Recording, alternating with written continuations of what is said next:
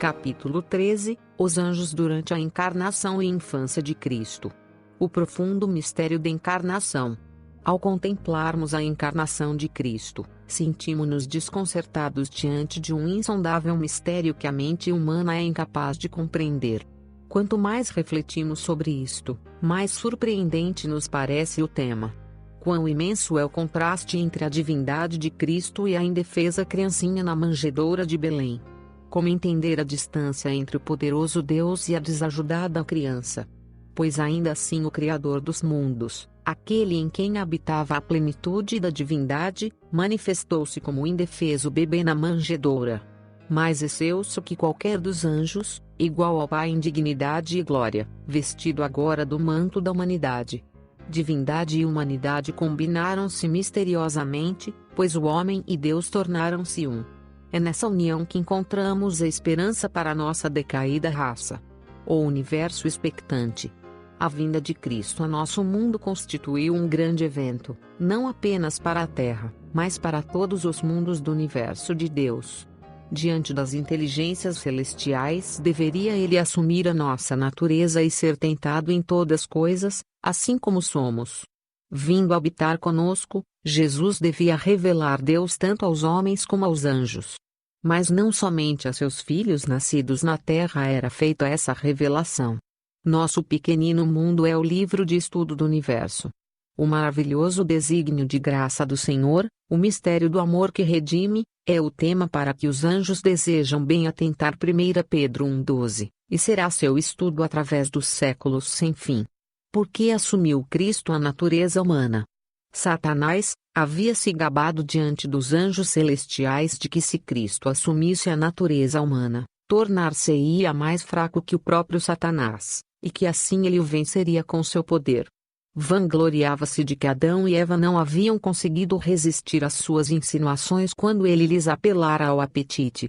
O Filho unigênito de Deus veio a nosso mundo como homem, para revelar-nos que o homem pode observar a lei de Deus.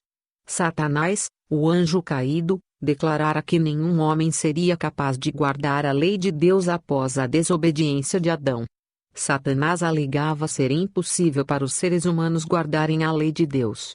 A fim de provar a falsidade dessa alegação, Cristo deixou seu elevado comando, tomou sobre si a natureza do homem e veio à terra para colocar-se à testa da raça caída, com o objetivo de demonstrar que a humanidade poderia enfrentar as tentações de Satanás. A natureza humana de Cristo. Sua natureza humana foi criada, ela nem sequer possuía os poderes angélicos. Era humana, idêntica à nossa. Cristo, na debilidade humana, deveria suportar as tentações daquele que possuía os poderes de uma natureza mais elevada, a natureza que Deus outorgara à família angelical. A história de Belém é inexaurível. Nela se acham ocultas a profundidade das riquezas, tanto da sabedoria como da ciência de Deus. Romanos 11:33. Maravilhamo-nos do sacrifício do Salvador em trocar o trono do céu pela manjedoura, e a companhia dos anjos que o adoravam pela dos animais da estrebaria. O orgulho e presunção humanos ficam repreendidos em sua presença. Todavia, esse passo não era senão o princípio de sua maravilhosa condescendência. Teria sido uma quase infinita humilhação para o Filho de Deus, revestir-se da natureza humana mesmo quando Adão permanecia em seu estado de inocência, no Éden. Mas Jesus aceitou a humanidade quando a raça havia sido enfraquecida por 4.000 anos de pecado. Como qualquer filho de Adão, aceitou os resultados da operação da grande lei da hereditariedade. O que estes resultados foram, manifesta-se na história de seus ancestrais terrestres. Veio com essa hereditariedade para partilhar de nossas dores e tentações, e dar-nos o exemplo de uma vida impecável. Como Deus, Cristo não poderia ser tentado a pecar, assim como não fora tentado a quebrar seu concerto no céu. Quando, porém, Cristo humilhou-se e assumiu a natureza humana, colocou-se sob a tentação. Ele não assumira nem mesmo a natureza dos anjos, e sim a humanidade, perfeitamente idêntica à nossa, exceto pela mancha do pecado. Um corpo humano, uma mente humana, com todas as suas características peculiares, ele era constituído de ossos, cérebro e músculos. sendo de nossa própria carne, compartilhava das fraquezas da humanidade. As circunstâncias de sua vida foram de ordem a expor-se ele a todas as inconveniências de pertencer ao gênero humano, não em riqueza e facilidades, e sim em pobreza, carência e humilhação. Ele respirou o mesmo ar que inspiramos. Caminhou sobre o solo como fazemos. Tinha raciocínio, consciência, memória, vontade e afeições de uma alma humana, tudo isso unido à sua natureza divina. No menino de Belém encontrava-se, encoberta, a glória ante a qual se curvam os anjos. Essa inconsciente criancinha era a semente prometida, a quem apontava o primeiro altar, construído à porta do Éden. A Anunciação. Antes de seu nascimento, de Cristo, o anjo dissera a Maria: Este será grande e será chamado Filho do Altíssimo, e o Senhor Deus lhe dará o trono de Davi, seu pai, e reinará eternamente na casa de Jacó. Lucas 1:32, 33. Àquelas palavras, Maria ponderara em seu coração, no entanto, ao passo que acreditava que seu filho havia de ser o Salvador de Israel, não lhe compreendia a missão. Anjos contemplavam os cansados viajantes, acompanhando José e Maria enquanto estes se dirigiam à cidade de Davi para serem registrados, segundo o decreto de César Augusto. Eles vieram a esta cidade pela providência de Deus, pois, de acordo com a profecia, era nesse lugar que Cristo deveria nascer. Procuraram lugar nas hospedagens, mas não houve lugar para eles.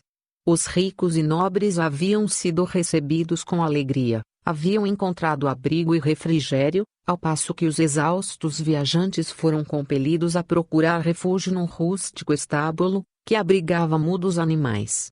Antes do nascimento de Cristo, compreendeu-se no céu que chegara o tempo para o advento de Cristo ao mundo, e os anjos deixaram a glória para testemunhar a sua recepção por parte daqueles a quem viera abençoar e salvar. Haviam presenciado a sua glória no céu, e agora esperavam que ele fosse recebido com honras e de acordo com seu caráter e dignidade de sua missão.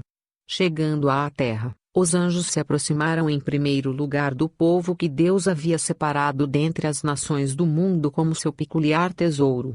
Não observaram qualquer interesse especial entre os judeus, nenhuma ansiosa espera por serem os primeiros a receber o Redentor e reconhecer seu advento.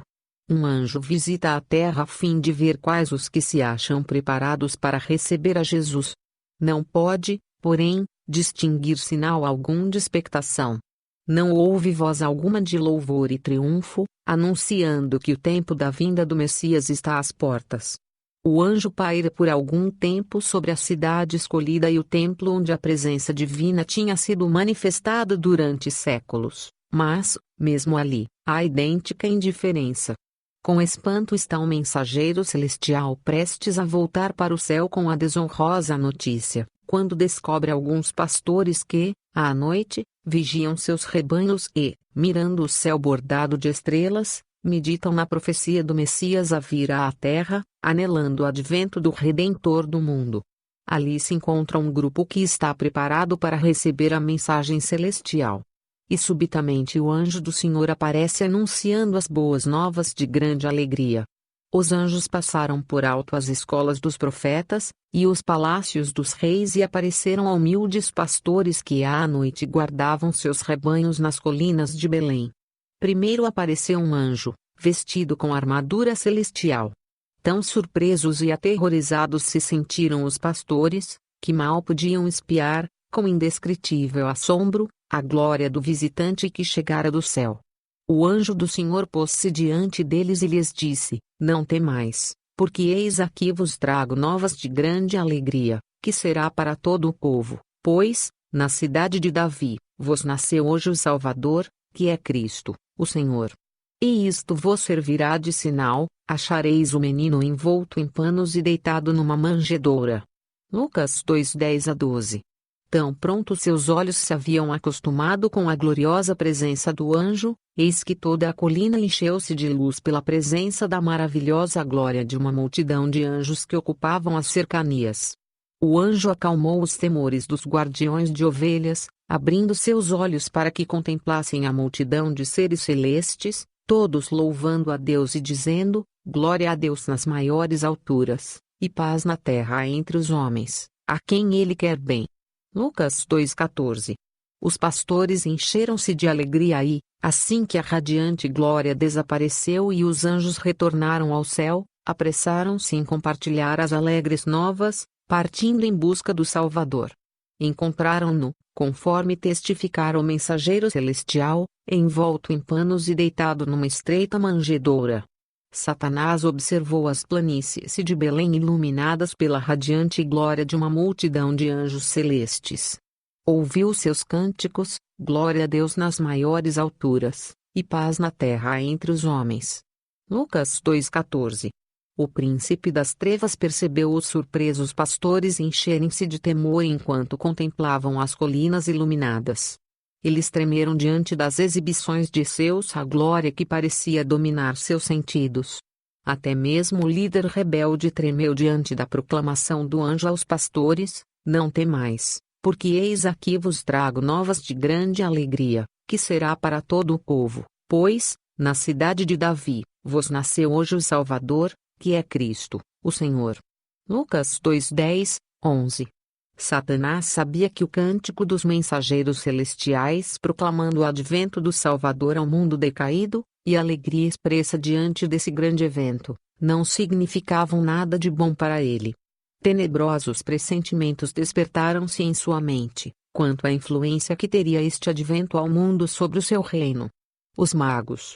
Não foi somente nas colinas da Judéia, nem apenas entre os humildes pastores, que os anjos encontraram os que se achavam vigilantes pela vinda do Messias. Na terra dos gentios havia também os que por ele esperavam, eram homens sábios, ricos e nobres filósofos do Oriente. Estudiosos da natureza, haviam os magos visto a Deus em sua obra.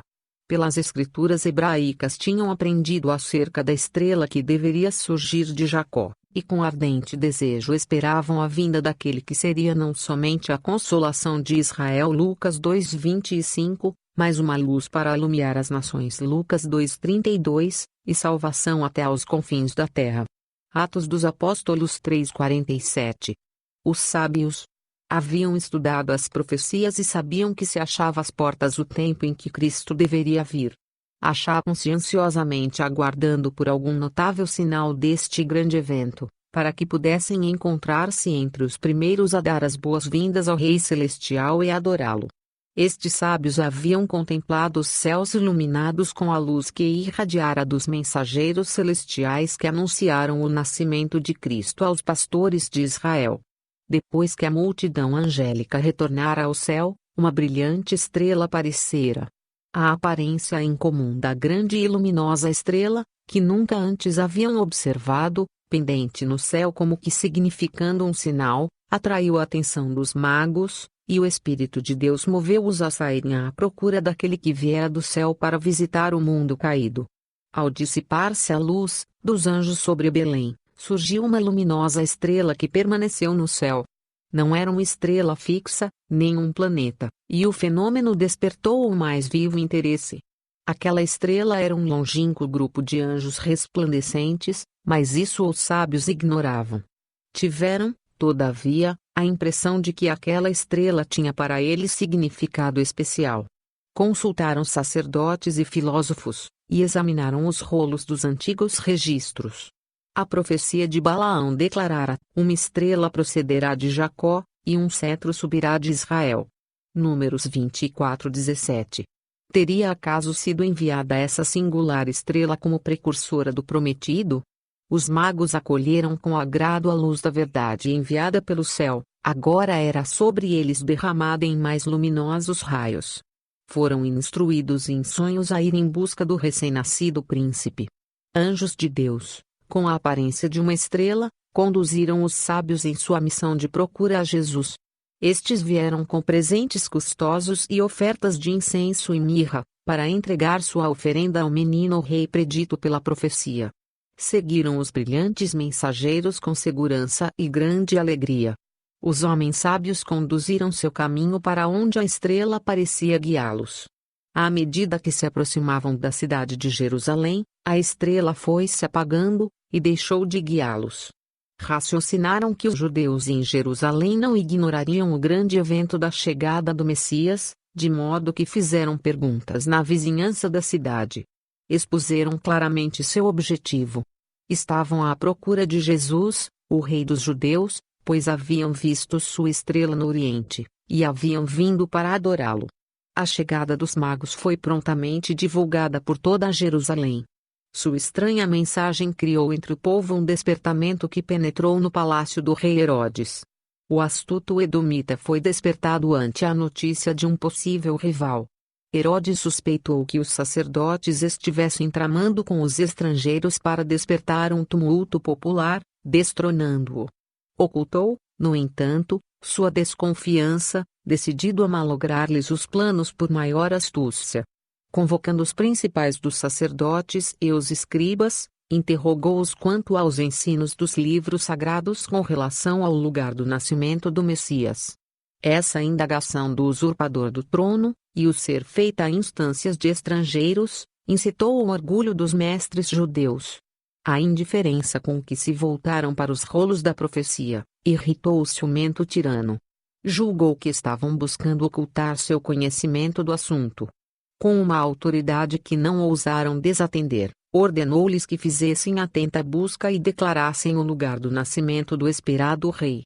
E eles lhe disseram, em Belém da Judéia, porque assim está escrito pelo profeta. Mateus 2:5. Os sacerdotes e anciãos de Jerusalém não eram tão ignorantes a respeito do nascimento de Cristo como simulavam. A notícia da visita dos anjos aos pastores fora levada a Jerusalém, mas os rabis a haviam recebido como pouco digna de atenção. Eles próprios poderiam haver encontrado Jesus, e estado preparados para conduzir os magos ao lugar em que nascera. Ao invés disso, porém, foram eles que lhes vieram chamar a atenção para o nascimento do Messias. Onde está aquele que é nascido Rei dos Judeus? Perguntaram, porque vimos a sua estrela no Oriente e viemos adorá-lo. Mateus 2:2. Então o orgulho e a inveja cerraram a porta à luz. Fossem acreditadas as notícias trazidas pelos pastores e os magos, e teriam colocado os sacerdotes e rabinos numa posição nada invejável, destituindo-os de suas pretensões a exponentes da verdade de Deus. Estes doutos mestres não desceriam a ser instruídos por aqueles a quem classificavam de gentios. Não poderia ser, diziam, que Deus os passasse por alto, para se comunicar com pastores ignorantes ou incircuncisos pagãos.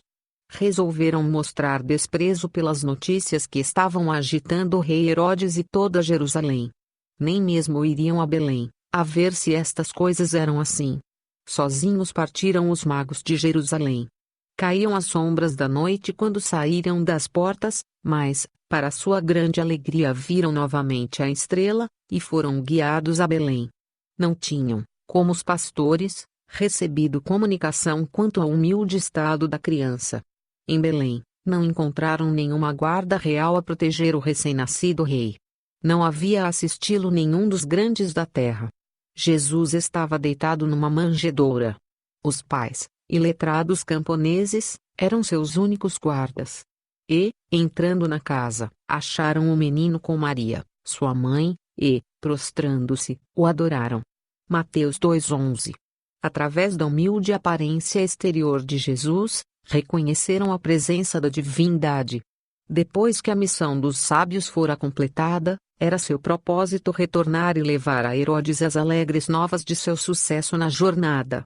Deus, contudo, enviou seus anjos durante a noite para modificar o trajeto dos magos. Em visão noturna foram eles claramente orientados quanto a não retornar a Herodes. Eles obedeceram aos mensageiros celestiais e retornaram para casa por outro caminho. De igual maneira, recebeu José aviso de fugir para o Egito com Maria e a criança. E o anjo disse: "E demora-te lá até que eu te diga, porque Herodes há de procurar o menino para o matar." Mateus 2:13. José obedeceu sem demora, pondo-se de viagem à noite, para maior segurança. Em Jerusalém, Herodes aguardava impaciente a volta dos magos. Como passasse o tempo, e não aparecessem, despertaram-se nele suspeitas. Imediatamente foram enviados soldados a Belém, com ordem de matar todas as crianças de 2 anos e para baixo. Mas um poder mais elevado achava-se operando contra os planos do príncipe das trevas. Anjos de Deus frustraram seus desígnios e protegeram a vida do menino redentor. José, que ainda se achava no Egito, foi então solicitado por um anjo de Deus a voltar para a terra de Israel. Ouvindo, porém, que Arquelau reinava na Judéia em lugar de seu pai, receou que o desígnio do pai contra Cristo pudesse ser executado pelo filho. Novamente foi José encaminhado para um lugar de segurança. Voltou para Nazaré, sua residência anterior, e ali, por cerca de 30 anos viveu Jesus. Deus comissionou anjos para assisti-lo e protegê-lo até que cumprisse sua missão na terra, e morresse às mãos daqueles a quem viera salvar. Os anos silenciosos. Desde seus primeiros anos, Cristo viveu uma vida de trabalho. A maior parte de sua vida terrestre foi gasta em paciente trabalho na oficina de carpintaria de Nazaré. Sob a aparência de um operário comum, o Senhor da vida pisou as ruas da pequena cidade na qual vivia, indo e vindo de seu humilde trabalho.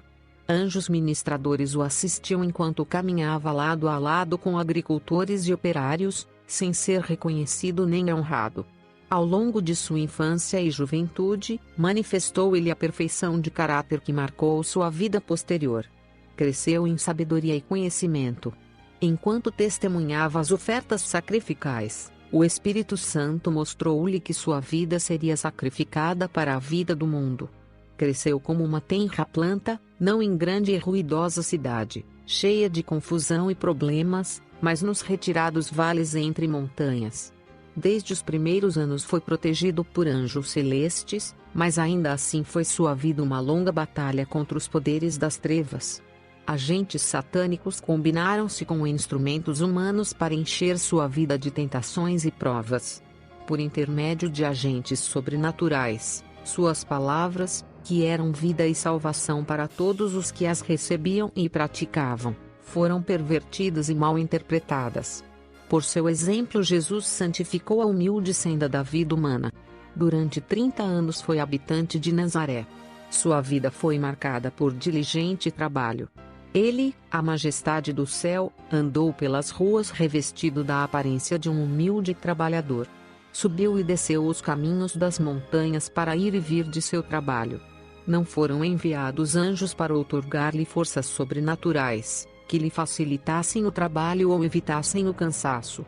Entretanto, ao prosseguirem seus esforços para contribuir com o sustento da família através das lides diárias, possuía ele o mesmo poder revelado na realização do milagre da multiplicação dos pães para saciar a fome de milhares, nas praias da Galileia.